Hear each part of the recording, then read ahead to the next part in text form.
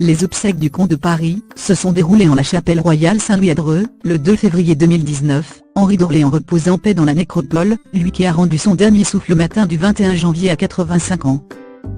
Son fils, le prince Jean, a accueilli les nombreux invités lors de cette journée à la mémoire de son père, aux côtés de la duchesse Marie-Thérèse de Wurtemberg, sa mère et première épouse du comte, et de Diane d'Orléans, duchesse de Wurtemberg, la sœur du défunt.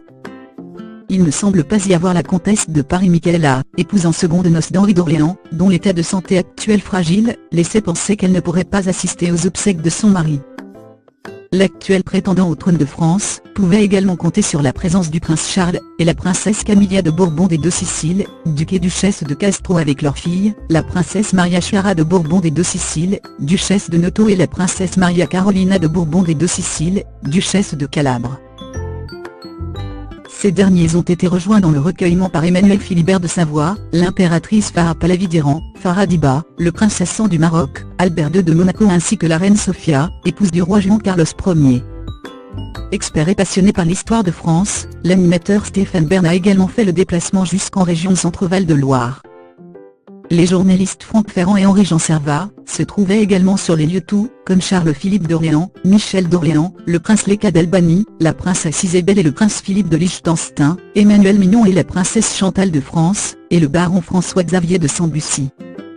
Épaulé par sa femme la princesse Philomena et leurs 5 enfants, Gaston, 9 ans, Antoinette, 7 ans, Louise Marguerite, 4 ans, Joseph, 2 ans, et Jacinthe, 3 mois, Jean d'Orléans a assuré la délicate mission de rédiger le communiqué sur ce dernier hommage rendu à son père dont voici un extrait, comme mon grand-père avant lui.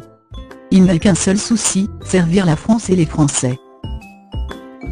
Appelé à lui succéder comme chef de la Maison de France, je continuerai à servir mon pays, à l'image des engagements que j'ai toujours eus.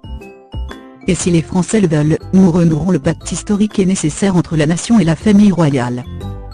Ensemble, nous nous efforcerons d'assurer l'unité de la France, sa grandeur et sa prospérité, l'ordre intérieur, enfin la paix dans le monde.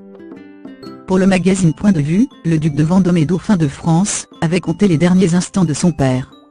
Loin de leur rapport qui avait pu être par le passé complexe sur fond de querelles dynastiques, marqué par disparition de son frère handicapé le 31 décembre 2017, le duc de Vendôme était revenu sur la fin paisible du comte de Paris. On ne s'attendait pas à un départ aussi soudain, avoue-t-il tout en décrivant le départ paisible du comte de Paris.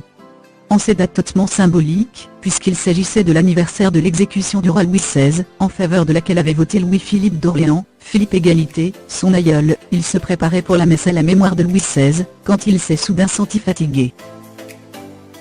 Il s'est donc recouché et peu de temps après son cœur s'est arrêté.